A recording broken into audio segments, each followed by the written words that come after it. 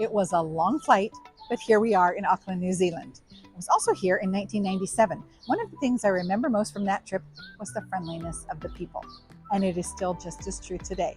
What also stuck in my mind was its natural beauty.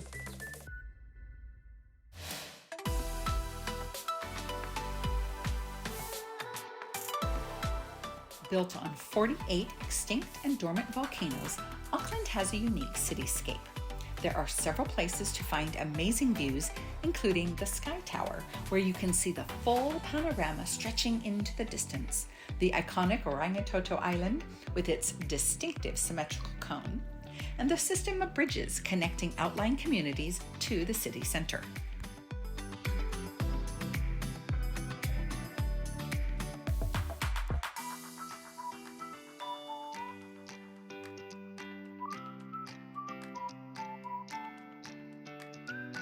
Now, before we head back into the POI Room, I want to show you a little detour we took yesterday. The search for a place to film the Lord of the Rings trilogy in 1998 took it to Alexander's Sheep Farm, about 100 miles south of Auckland, and specifically, they needed a place to build the Shire, where the hobbits would reside. Because of its remote location, there were no power lines, no roads, and no buildings to impinge upon the Middle-earth fantasy. The set construction took about 9 months and the filming 3 months. And then, in 2009, Peter Jackson and his team came back to film the Hobbit trilogy, adding permanent structures that would leave behind the town of Hobbiton.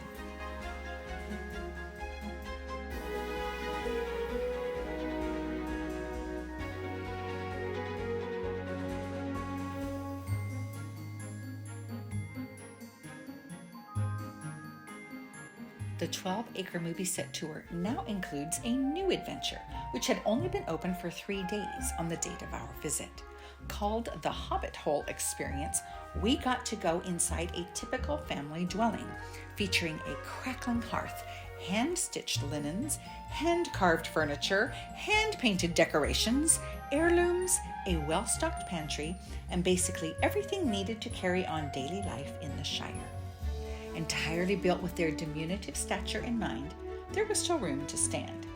It just felt like an authentic glimpse into what went on behind the colorful round doors.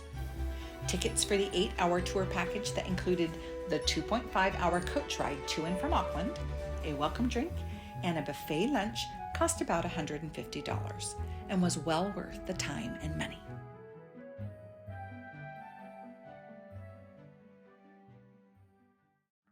Didn't that look like fun? Now, last segment on Ms. World Traveler in Auckland, I took you to the POI Room, where we learned all about New Zealand jade, or greenstone, from owner Melanie-Jane Smith.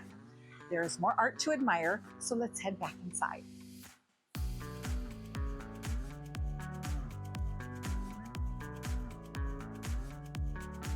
Opening their first gallery in 2007, Melanie-Jane Smith and her husband Clayton now own 2 galleries and represent over 100 artists.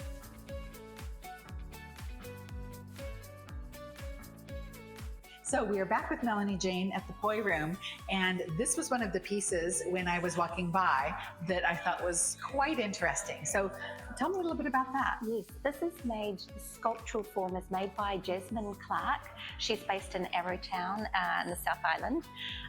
She's used driftwood through the top and then rattan here, and the way that she's positioned the work, everything is moving around, and there's so much going on here. It's just beautiful. When the sun comes in, the shadow is cast on the floor, and it is so beautiful.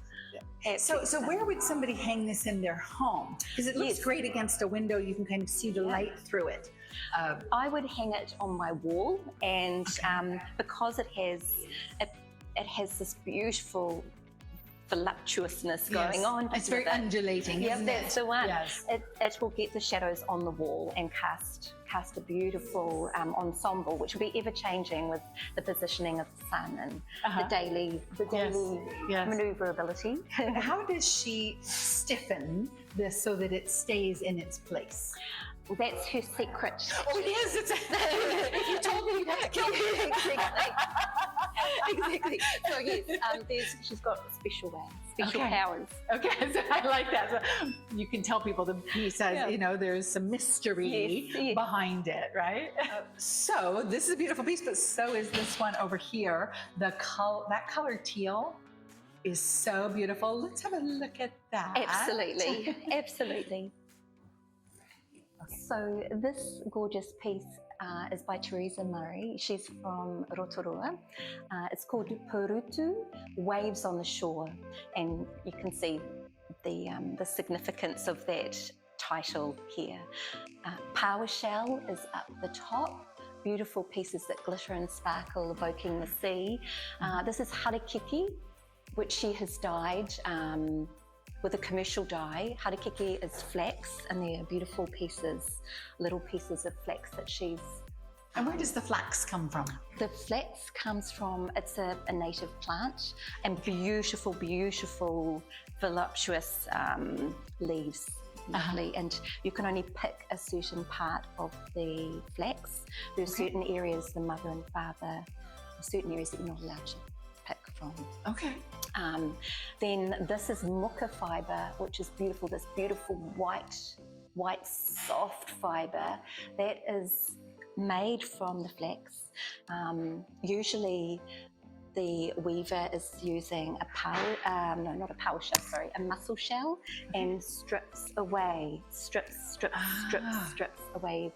the flax until you get this beautiful fibre coming through. And is that to get it thin or to get it soft? To get it soft and thin. Okay, both of them, yeah.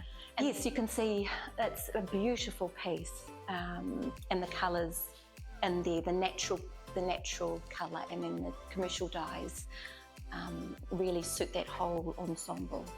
A lot of work. A lot of work went into that piece. Yes. It's beautiful. So one of the things I saw also when I was wandering around are these beautiful blankets that have a connection to the Lord of the Rings trilogy. Is that right? They do, absolutely. So there is a beautiful company based in Petone in Wellington. They're called Stansborough Wool. Stansborough are sheep that are grey sheep. They've got a beautiful, beautiful colour, grey. Yes. These are made on beautiful old French looms.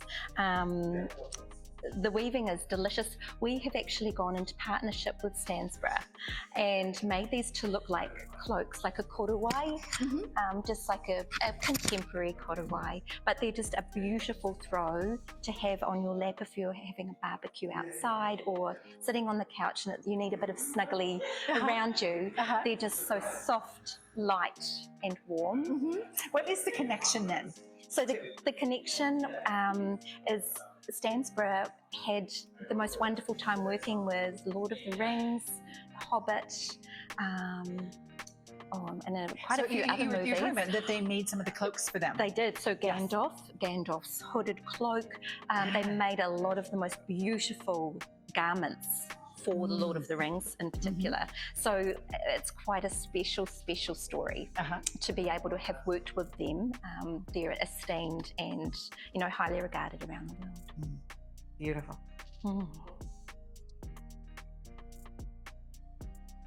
One of the pieces that I noticed as I was walking by was this very interesting combination of pottery and painting. Yes. This is a magnificent piece. The collection of work is incredible. Aaron Scythe is the maker. He is a Maori guy who went to live in Australia, then went further to live in Japan. And it does have a bit of a Japanese flair, doesn't it? Absolutely. He lived in Japan for many years and actually married a beautiful Japanese woman, brought her and their 2 kids back to New Zealand to live. So they are based in Whanganui. You can definitely see Mount Fuji in there, or Taranaki, which is the Maunga, the mountain, which is nearby where he lives. Or you can see little tui birds in his work. And quite often he will have Japanese, you can see Japanese words in here, and also he likes to use a bit of the Ratana faith, which is a Maori faith, in some of the work as well. Beautiful. They're just delicious. They're so beautiful. They're really works of art, but functional pieces. Yes. So I have a few of his cups that I use for wine. I've got sauces that I purchased from him when he first started. And they last the last time. They're just beautiful to use. Mm-hmm.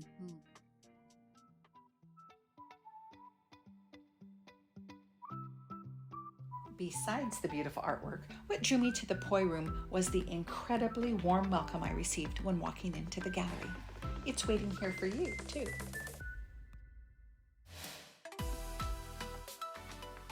We are not letting soggy weather keep us from enjoying our shopping adventure on Ms. World Traveler in Auckland. Up next, we'll meet a fashion designer who embodies body positivity. Don't go away.